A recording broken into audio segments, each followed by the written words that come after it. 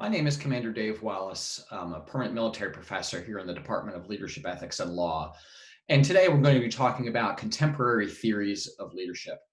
We'll go over the kind of the history and why we're talking about these theories, and then we'll dive a little deeper into what we mean by ethical leadership, servant leadership, authentic leadership, and transformational leadership. These may be terms that you have heard before. They're very popular theories, and some of them come in and out of popularity, and they're worth taking a look at and to consider. So let's talk about some of the history of leadership education and thoughts about leadership first, though. So a brief history of leadership theory, if you will. The study of leaders probably goes back as old as society itself, and understanding what makes people rise to leadership positions. Academically rigorous studies of leadership are one of the first areas of psychology that first started to be studied. And so we can trace this back to the mid 1800s when we really started to look at what made great leaders great and what made leadership effective. And the initial ideas are what we now call great man theory. And this started by taking a look at the great leaders of history and looking for particular traits, particular things about them, their personality, their abilities, their physical attributes. What traits really led to great leadership? And out of this came, and even this time was known as the search for the great man theory. And it's maybe called that because about the only thing that could be agreed on was that they were all men. We now call this selecting on the dependent variable. In other words, the reason that they could say, well, a common variable is that they're all men is because men were pretty much all that anybody looked at, and who they chose as these great leaders to study. But another aspect of this, and that may perhaps the more important one at this point, is understanding that during this search, they really couldn't agree on any other piece of this theory.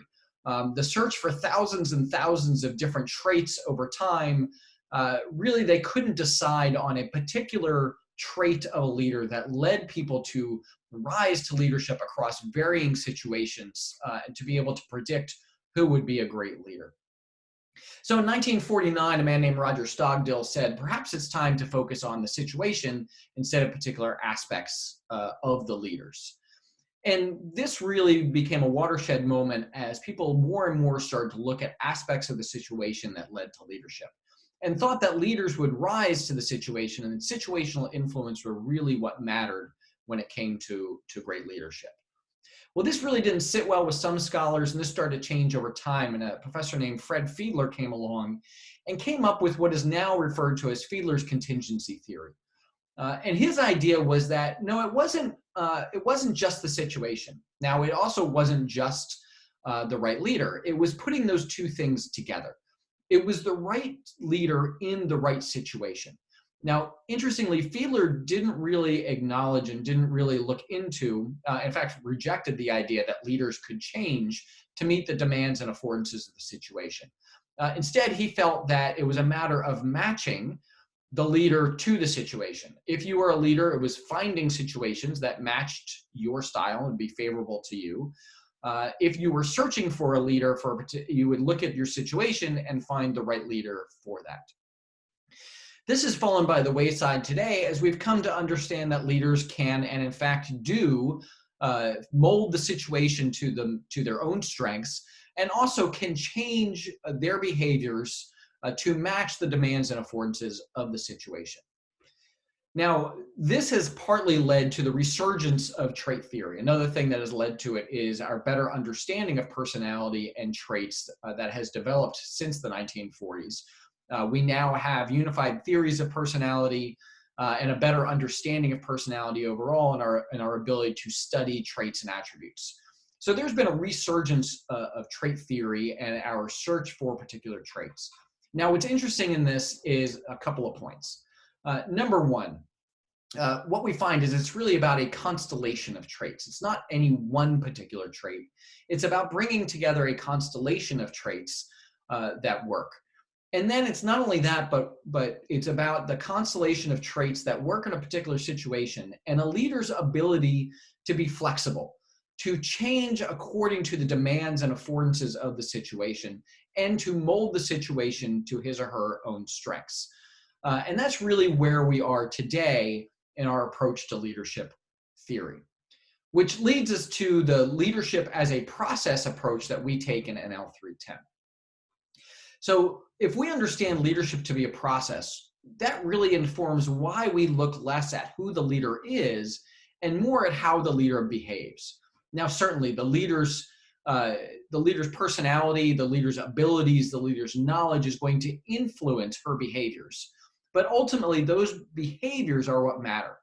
This is what followers react to. And leadership is really what the followers do. How effective a leader is really depends on how effective her followers are, how much the followers react to the leader's behaviors, and how in line those follower behaviors are with the demands and affordances of the situation. Which brings us, of course, to the overpowering influence of the situation on this whole process. The situation influences the behaviors that he or she chooses to enact. The leader influences how the followers react to the leader's behaviors and their own behaviors, and the situation influences whether or not the followers' behaviors are the right ones and will lead to effective outcomes. And then in subsequent episodes, the leadership effectiveness, the followers' behaviors, and the leader's behaviors all have an influence on subsequent situations. Now, this is a great model and good for understanding how leadership works as a process. But a lot of leadership scholars think that this approach is maybe a little cold and maybe a little wanting and doesn't help us to understand what makes truly great leaders truly great. And that has given the rise to our contemporary leadership theories. Starting as early as the 1920s, Dr. Max Weber started to look at understanding what it was that made some people just rise above the fray. And that was charismatic leadership theory. He talked about the effects of charisma in making someone rise up and to be truly transformational.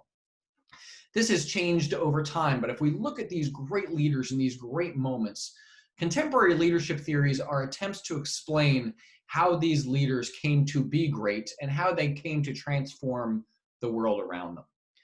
This has led to a number of different contemporary leadership theories. As I said, it started with charismatic leadership theory.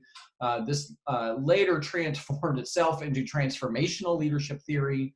We've come to understand ethical leadership theory, servant leadership, authentic leadership, spiritual leadership. I'm probably not covering all of them here, and they will continue to arise.